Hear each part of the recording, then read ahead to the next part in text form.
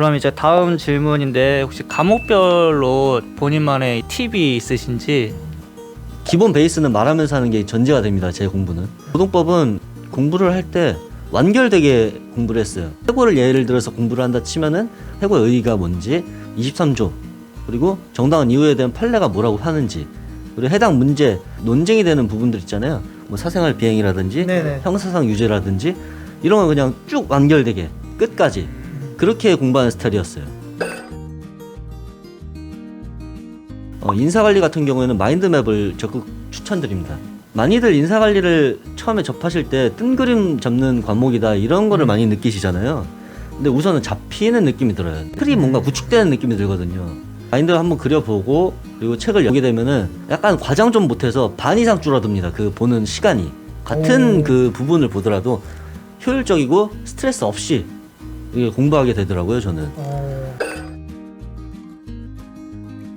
행정 같은 경우에는 개인적으로 좀 힘든 과목 중에 하나였어요. 행정이 그냥 구력이 지나다 보면서 자연스럽게 이제 어떻게 공부해야 될지를 알게 되는 게 우선 가장 크고요. 공부할 때는 노동법이랑 별반 다르진 않습니다. 똑같이 구술로 하는데 대신에 행정의 경우에 문학판검이 좀 더 정제돼서 이제 나오거든요.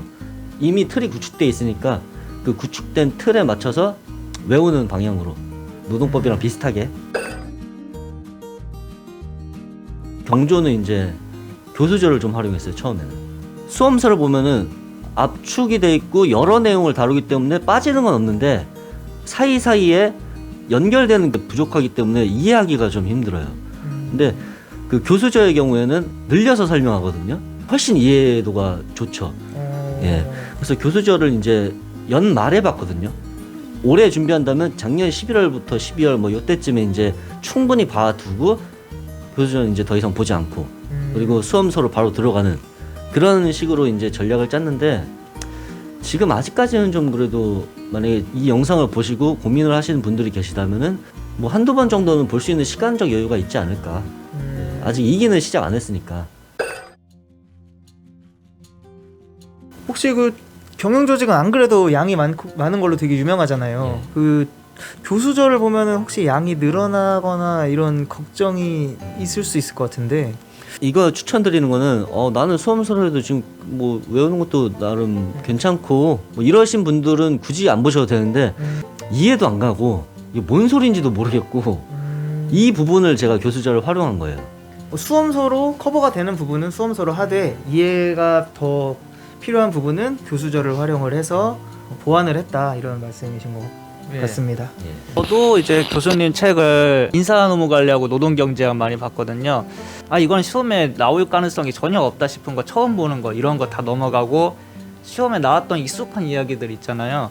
그런 것만 저는 봤는데 아 이게 이래서 중요하구나 이런 생각이 들면서 즐거움을 느꼈었던 것 같아요. 그래서 이제 장수생이 됐던 것 같아요. 공부하면서 재미를 느끼면 공부해서 재미를 느끼면 안 됩니다.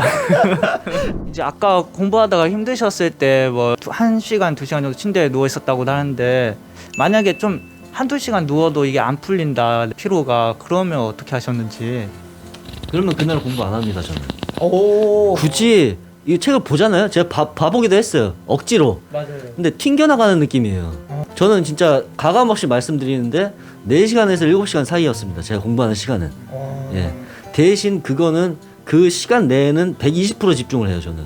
왜냐면 말하기 때문에 공부가 안 되면은 말조차를 꺼낼 수 없기 때문에 전 4시간 찍힐 때도 있고 물론 나중에 많이 할 때는 뭐 8시간, 9시간도 찍히곤 했지만 그 시간 동안 해내느냐가 중요하지 시간은 그래서 안 중요해요. 아 그리고 또 제가 지금 이 얘기를 듣다가 보니까 말하면서 공부를 하셨다고 하셨잖아요. 그 책을 보고 판례를 읽는다는 게 아니라 그 판례를 보지 않고 외워본다는 말씀이신 거죠? 그렇죠. 혹시 수험생분들이 착각하실까봐 이거 보고 읽는다고 공부가 되는 게 아니잖아요. 그렇죠. 네. 그렇죠. 네, 난 공부를 하고 있다라고 착각을 할 수가 있기 때문에 아마 이 부분을 좀 정확히 어떤 의미인지 알고 넘어가시는 게 좋을 것 같습니다. 근데 다만 이 초시생분들은 아직 내 인풋이 없잖아요. 안 보고 쓰기는 힘들어요. 나중 되면 이제 구력이 쌓이고 하면은 내 머릿속에 있는 게 많아질 시기가 옵니다. 그때 이제 이런 방법, 제가 아까 말씀드렸던 말하면서 하든 아니면은 써보든 책을 안 보고 백지복습법이라고 하죠. 그걸. 그런 식으로 활용을 하시다 보면은 자기만의 공부 스타일이 구축이 되실 거예요. 그 후에는 수험가에서 많이 하는 표현 있죠. 밑 빠진 독에 물을 붓는다. 이런 심정으로 계속 부으시면 돼요.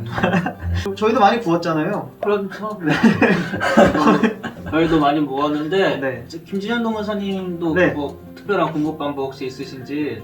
저는 공부법도 없고 지금 물도 다 독에서 빠져나갔고 저도 나가는 상태인데. 확실히 공감이 되는 게 저도 면접 가면 항상 이 노동법은 이제 새로 오신 분이 잘 알지 저희가 상대가 되겠어요 이렇게 말씀하시는데 이제 공감이 좀 돼요. 1년만 돼도 이런데 그분 입장에서는 어떠셨을까? 그렇죠.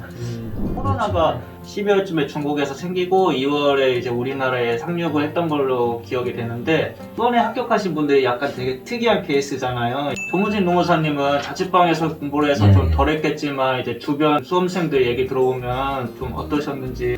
어쨌든 독서실이나 외부에 나가서 공부하시는 분들은 힘드실 수밖에 없으셨을 것 같아요. 시간적인 제한도 있었을 거고, 그래서 마스크를 쓰고 해야 되는 그 답답함도 있었을 거고.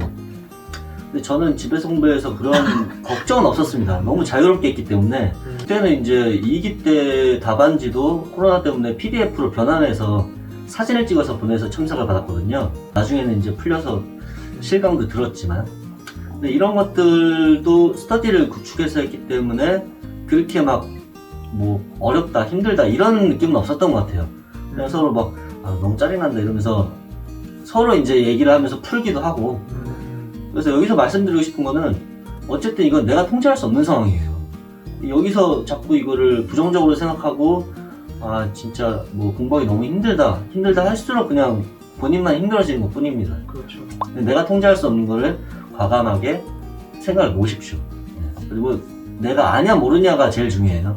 합격은 내가 내 안에 있는 거기 때문에 그게 제일 이제 멘탈적인 부분에서 중요할 것 같아요. 결국에는 코로나 시대에도 이전과 같았다. 네. 또 집에서 공부하셨기 때문에 남들은 코로나니까 좀 힘들게 공부하는데 나는 집에서 하니까 똑같으니까 저도 그런 생각이 있을 것 같아요. 유리하다. 음. 좀 자신감에 차서 할 수 그렇죠, 있었을 그렇죠. 것 같습니다.